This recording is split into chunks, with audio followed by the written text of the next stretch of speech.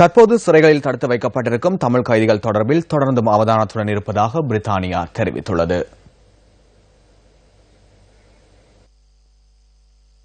பிரித்தானிய பாராளுமன்றத்தில் இலங்கை தமிழ் கைதிகள் தொடர்பில் கேள்வி எழுப்பப்பட்ட போது பிரித்தானிய வெளிவிவகார அமைச்சரினால் இந்த கருத்து தெரிவிக்கப்பட்டுள்ளதாக சர்வதேச ஊடகங்கள் குறிப்பிட்டுள்ளன. மேலும் தமிழ் கைதிகளினால் முன்னெடுக்கப்பட்ட உண்ணாவிரதம் டிசம்பர் 15ஆம் தேதி வரை இடைநிறுத்தப்பட்டுள்ளதாகவும் இந்த விடயம் தொடர்பில் தாம் இலங்கை அரசுடன் கலந்துரையாடி வருவதாகவும் பிரித்தானிய வெளிவிவகார அமைச்சர் குறிப்பிட்டுள்ளதாக அந்த செய்தியில் தெரிவிக்கப்பட்டுள்ளது. அத்துடன் ஜெனீவாவில் கடந்த செப்டம்பர் மாதம் இலங்கை வெளிவிவகார அமைச்சர் மங்கள சமரவீரவின் உரை தொடர்பில் தாம் திருப்தியடைவதாகவும் பிரித்தானிய வெளிவிவகார அமைச்சர் கூறியுள்ளார்.